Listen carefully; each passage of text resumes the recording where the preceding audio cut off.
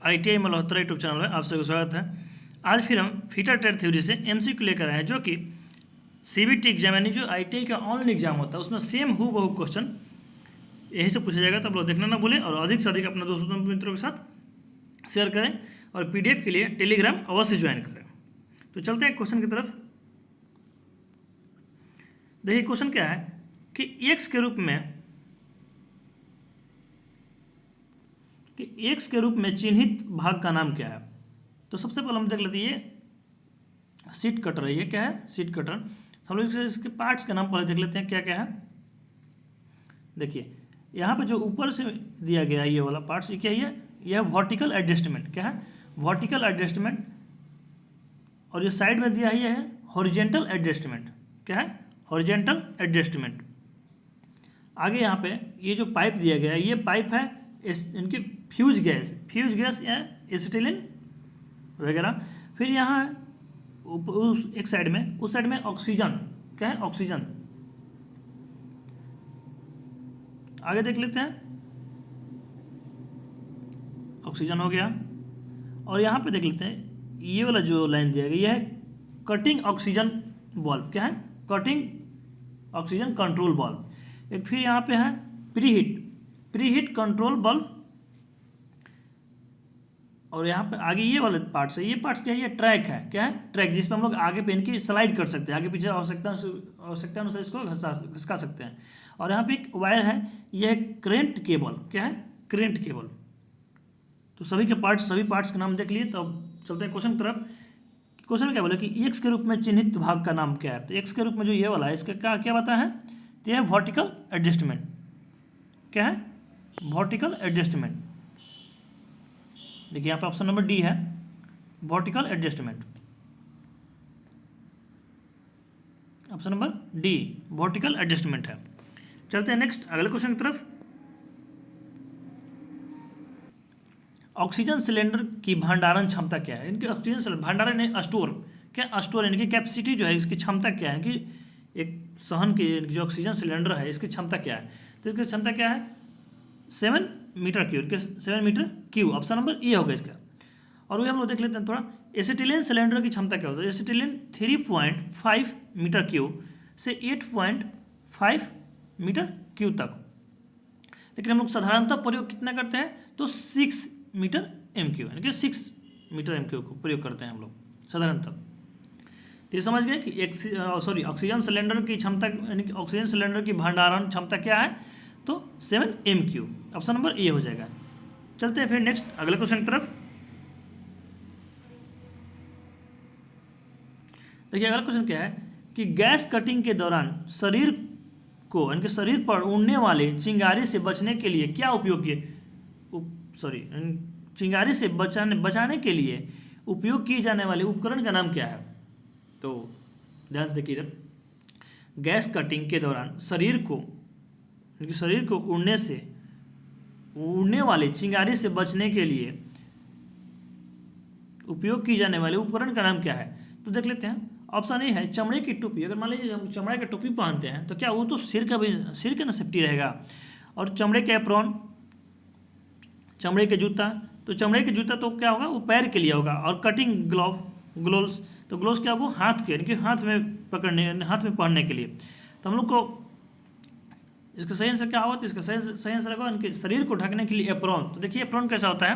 देखिए ये एप्रॉन है, ये चमड़े के एप्रॉन है।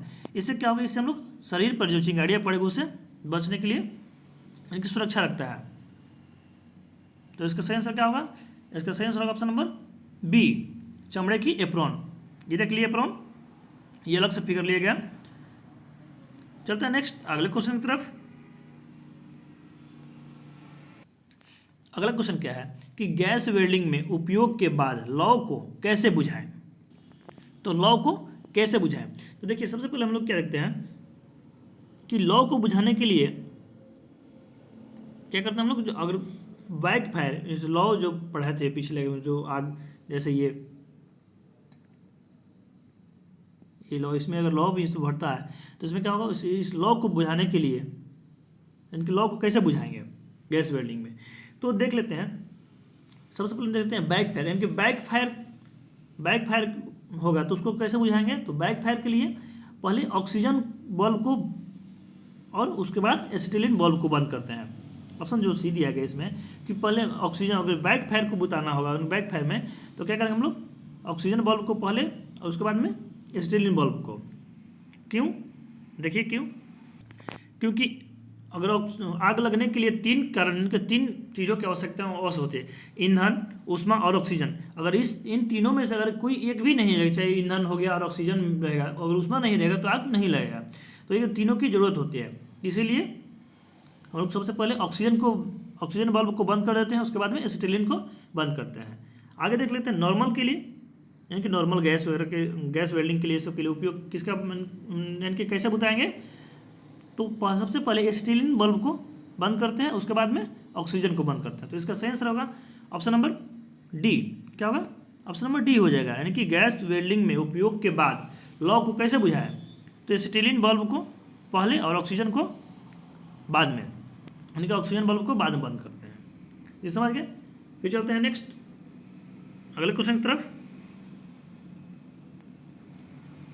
अगला क्वेश्चन है कि आर्क वेल्डिंग के दौरान ध्वनि प्रवाह क्यों गुनगुनाते हैं। देखिए ध्वनि प्रवाह क्यों गुनगुनाते, जब वेल्डिंग करते हैं तो कुरकुर चरचरापन का आवाज़, किरकिर में नहीं होता है, उसमें एक आवाज़ आने लगता है, तो वो आवाज़ क्यों आता है, वही पूछ रहा है क्वेश्चन में कि आर्क वेल्डिंग के दौरान ध्वनि प्रवाह को क्यों गुनगुनाते हैं। देख लेते हैं। देखिए आर्क क्यों गुनगुनाता है, तो यहाँ ये इलेक्ट्रोड है, इस इलेक्ट्रोड की अगर व्यास यहाँ पे लिया जाए, यानी कि यहाँ पे व्यास से यहाँ व्यास, तो देख लेते हैं कि आर्क की लंबाई इलेक्ट्रोड के व्यास से अधिक हो जाए तो उसे लॉन्ग आर्क, यानी कि लंबी लॉन्ग आर्क कहते हैं, यानी कि लॉन्ग आर्क के चाप उसको कहते हैं, क्या, लॉन्ग आर्क।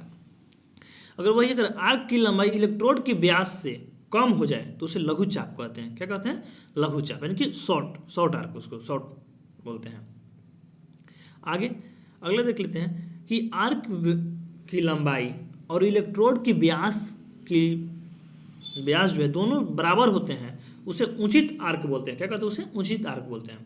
तो इसमें क्या पूछा है कि आर्क वेल्डिंग के दौरान ध्वनि प्रवाह क्यों गुनगुनाते हैं, तो अधिक ज़्यादा अगर जो व्यास से ज़्यादा ऊंचा रहेगा, यानी कि हाइट रहेगा, तो क्या होगा, वो यानी कि आवाज़ आने लगता है। तो उसका क्या सही आंसर क्या होगा, तो इसका सही आंसर होगा ऑप्शन नंबर ए हो जाएगा।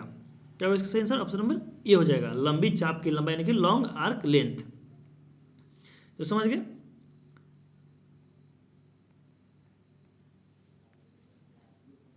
समझ गए क्वेश्चन। तो आज के लिए इतना ही, फिर मिलते हैं नेक्स्ट क्लास में। दोस्तों अधिक से अधिक अपने दोस्तों मित्रों के साथ शेयर करें, ताकि सेम हूबहू क्वेश्चन आप लोग को यहीं से आने वाला है, तो आप लोग देखना ना भूलें। Thank you.